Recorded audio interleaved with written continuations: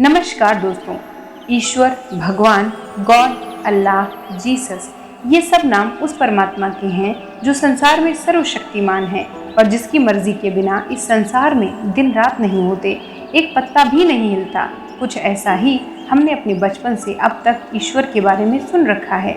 वो चाहे तो पल भर में हमारा सर्वनाश कर दे और चाहे तो हमारे जीवन को धन धान्य और खुशियों से भर दे। तो एक दिन एक 10 साल के बच्चे ने मुझसे पूछा कि ये जो कोविड आया था, लोग तड़प तड़प कर मर रहे थे, वो भी भगवान ने ही किया होगा। दुनिया में परिवार, लोग, यहाँ तक कि देश भी आपस में लड़ रहे हैं, तो वो भी तो भगवान ही कर रहे होंगे। जब उनकी मर्जी से ही सब कुछ होता है तो एक चोर चोरी भी उनकी मर्जी से ही करता होगा, एक क्रिमिनल अपराध भी भगवान की मर्जी से ही करता होगा। इन प्रश्नों ने मुझे 2 मिनट के लिए बिल्कुल शून्य में डाल दिया, क्योंकि बच्चे की बात तो लॉजिकल थी। दोस्तों, अगर आपके मन में भी ऐसे ही ख्याल आते हैं तो आइए आज जानें कि हमारा ईश्वर असल में है कैसा। क्या वो बहुत दयालु है या बहुत ज़्यादा डरावना? वो हमारे जीवन को कभी सुख तो कभी दुखों से क्यों भर देता है? क्या भगवान को ऐसा करने में आनंद आता है? दोस्तों, बड़े दुख की बात है कि हमें धर्म, ईश्वर और स्पिरिचुअलिटी के ठीक मायने कभी समझाए ही नहीं गए।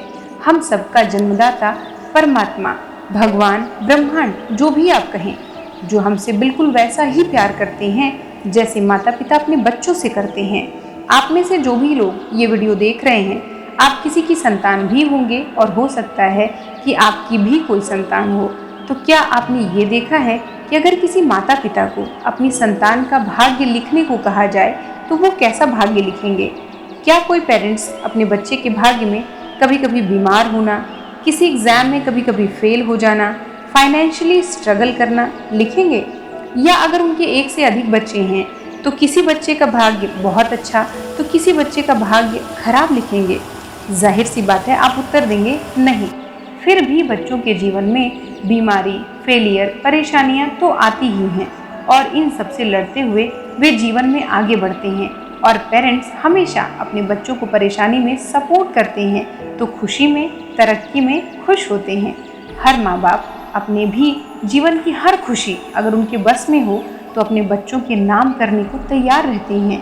ईश्वर को हम परम पिता कहते हैं, यानी वो इस संसार में सबके पिता हैं। और अगर आप इस बात को जानते हैं कि वो सबके पिता हैं, तो क्या एक पिता अपने बच्चों को रोग, बीमारी, गरीबी, अपराधी, परेशानी वाला जीवन देकर खुश होगा? नहीं ना। तो भगवान कैसे खुश हो सकते हैं हमारे जीवन में वो सब देकर?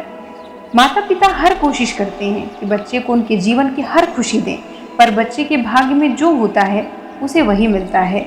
माता पिता मार्गदर्शन कर सकते हैं, सही रास्ता दिखाते हैं, परेशानी में पड़ने पर मदद करते हैं, पर जीवन के रास्तों पर चलना तो बच्चे को ही पड़ता है और उसके परिणामों को, चाहे वो अच्छा हो या बुरा, वो खुद ही भोगता है। आपने एक लाइन और सुनी होगी दोस्तों कि हमारे कर्म ही हमारे भाग्य को बनाते हैं, यानी हम जैसा कर्म करते हैं वैसा ही हमारा भाग्य बन जाता है। पढ़ाई करके, मेहनत करके एक गरीब बच्चा एक आईएएस ऑफिसर भी बन सकता है, तो वहीं एक आईएएस ऑफिसर का बच्चा मेहनत नहीं करेगा तो एक दिन वो भी गरीबों का ही जीवन जिएगा। तो कौन सी लाइन ज़्यादा बेटर है दोस्तों, कि भगवान हमारी किस्मत लिखते हैं या हमारे कर्म ही हमारी किस्मत लिखते हैं? निश्चित रूप से अब आप समझ पा रहे होंगे कि दूसरी लाइन ज़्यादा बेटर है, यानी हमारे कर्म ही हमारा भाग्य तय करते हैं। जब किसी बात को खुद पर फील करके देखा जाए तो वो चीज़ ज़्यादा समझ में आती है। एक माता पिता की तरह ईश्वर को अपनी जगह रखकर सोचिए। वैसे ईश्वर तो है ही जगत पिता, पर हम दुख पड़ने पर उन पर आरोप लगाने से चूकते नहीं कि हमारे साथ सब कुछ गलत भगवान ही कर रहे हैं। अगर आप इस बात को मानते हैं तो ये भी मानना पड़ेगा कि एक पेरेंट्स के रूप में हम भी अपनी संतान का भाग्य चाहे तो खराब भी लिख सकते हैं, पर हम ये बात नहीं मानते क्योंकि हम अपने बच्चों से बहुत प्यार करते हैं। तो ठीक वैसे ही परम पिता परमेश्वर भी हमसे बहुत प्यार करते हैं और हमें सही कर्म करते हुए, तरक्की करते हुए, खुश होते हुए देखना चाहते हैं। हम परेशान हों तो वो हमारी मदद के लिए सबसे पहले आते हैं, हमेशा हर पल हमारा साथ देते हैं। हम कितनी भी गलतियां कर लें वो जानते सब हैं, पर हमसे कभी भी नाराज़ होकर हमारा अनिष्ट नहीं करते। हमारे साथ अगर कुछ गलत होता है तो वो हमारे कर्मों का ही नतीजा होता है।